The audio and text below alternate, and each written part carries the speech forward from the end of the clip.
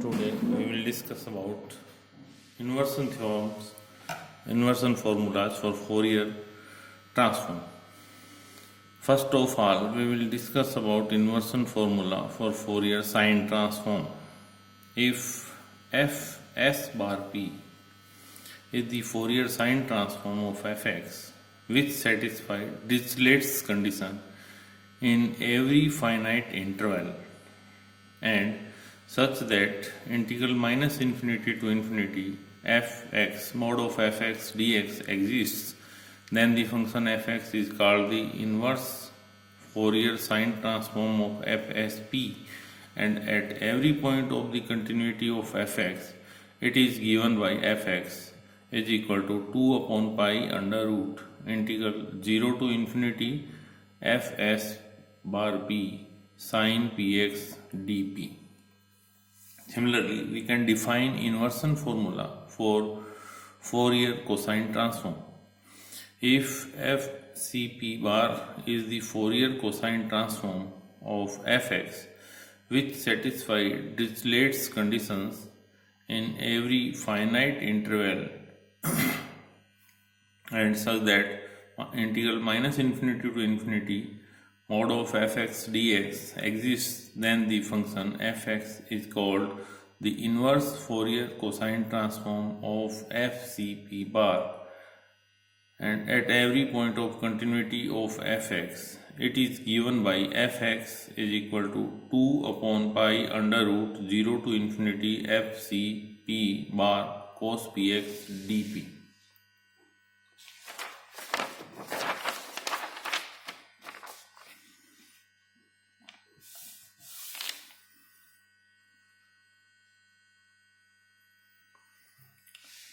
Inversion formula for Fourier transform. If f bar p is the Fourier transform of fx and if fx satisfies Dirichlet's condition in every finite interval, that is from minus L to L, and further if integral minus infinity to infinity mod of fx dx is convergent, then at every point of continuity of fx it is given by fx is equal to 1 upon under root 2 pi integral minus infinity to infinity f bar p e raised to power minus iota px dp. Now we discuss an example.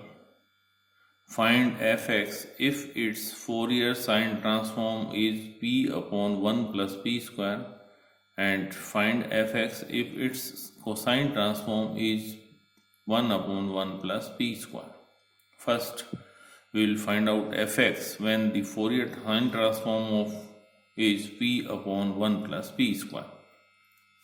P upon 1 upon p square means fsp is equal to p upon 1 plus p square. Fx is equal to 2 upon pi under root integral 0 to infinity p upon 1 plus p square sin px dp is equal to 2 upon pi under root 0 to infinity multiplying by p numerator and denominator, therefore p square upon p 1 plus p square sin px dp. 2 upon pi under root 0 to infinity adding 1 and subtracting 1 p square plus 1 minus p upon p 1 plus p square sin px dp is equal to 2 upon pi under root 0 to infinity sin px for this one. P square plus 1 p square plus 1 cancel, sin px upon p dp minus 2 upon under root pi 0 to infinity sin px upon p 1 plus p square dp, or fx is equal to 2 upon under root pi 2 upon pi under root into pi by 2. The definite integral 0 to infinity sin px upon p dp will be equal to pi by 2. 0 to infinity sin px upon p dx is equal to pi by 2. Minus 2 by pi under root integral 0 to infinity sin px upon p 1 plus p square dp.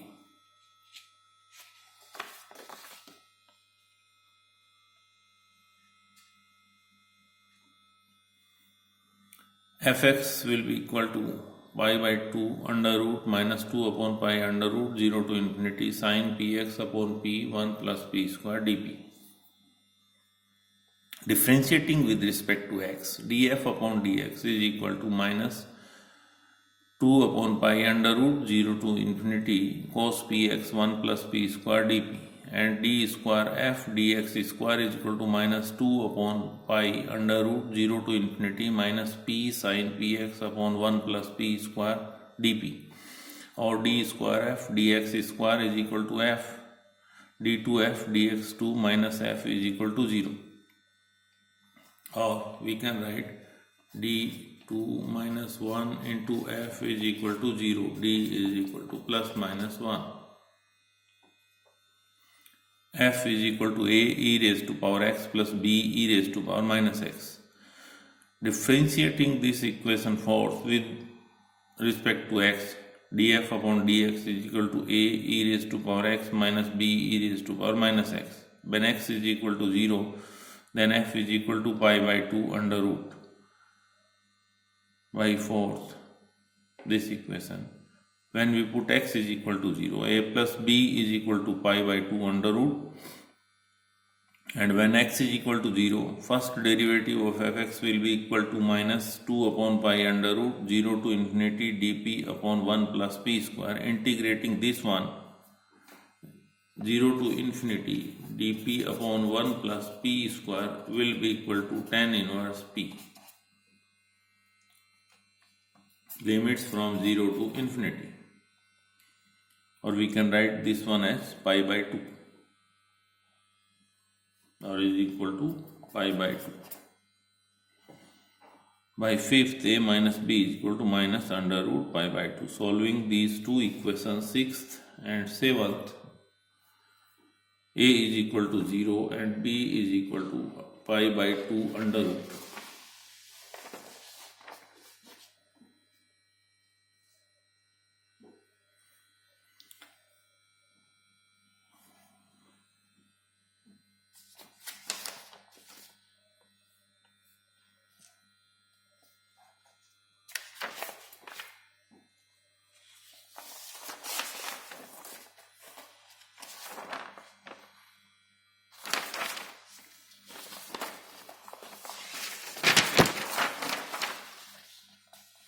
Therefore, f is equal to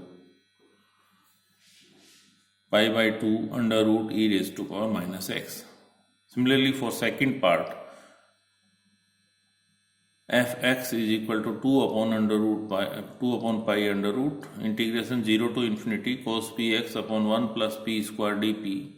Differentiating with respect to x, 2 upon pi under root 0 to infinity differentiation of this one with respect to x minus sin px 1 plus p square dp upon into dp is equal to minus 2 upon pi under root integration 0 to infinity p square sin px upon p 1 plus p square dp, multiplying denominator and numerator by p is equal to minus 2 upon pi under root 0 to infinity p square plus 1 minus 1 upon p 1 plus p square sin px dp is equal to minus 2 upon pi under root integration 0 to infinity sin px upon p dp plus 2 upon pi under root 0 to infinity sin px upon p 1 plus p square dp is equal to the definite integral from 0 to infinity sin px upon p dp will be equal to pi by 2. Therefore, this will be equal to minus pi by 2 under root plus 2 upon pi under root 0 to infinity sin px upon p 1 plus p square dp.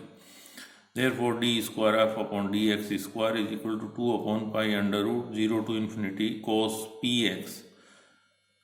Again, differentiating with respect to x, integration 0 to infinity cos px upon 1 plus p is equal to f.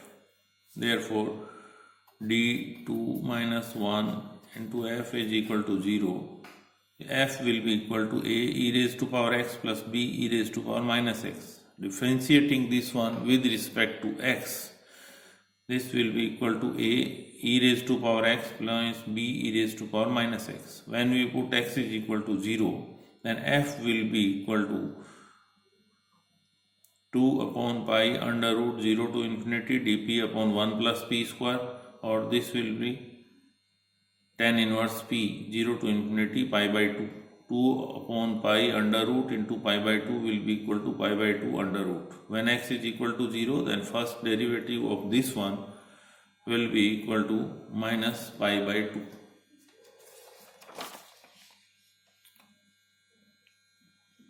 A plus b is equal to pi by 2 under root, and a minus b will equal minus pi by 2 under root. Solving these equations, we get a is equal to 0 and b is equal to pi by 2. Using the convolution value, using the values of a and b in equation third, we obtained f is equal to pi by 2 e raised to power minus x. Now we will discuss about convolution theorem. We already discussed the convolution theorem in Laplace transform and Mellin transform. Now we will discuss the convolution theorem for Fourier transform. Convolution theorem, the function f star g is equal to 1 upon 2 pi under root integration minus infinity to infinity fu gx minus u du is called the convolution or faulting of the function f and g over the interval minus infinity to infinity. Convolution theorem for Fourier transform. The Fourier transform of the convolution of fx and gx. This is the convolution property, and this is Fourier transform of convolution of two functions. The Fourier transform of the convolution of fx and gx is the product of the Fourier transform of fx and gx. Fourier transform of fx into gx will be equal to Fourier transform of fx into Fourier transform of gx.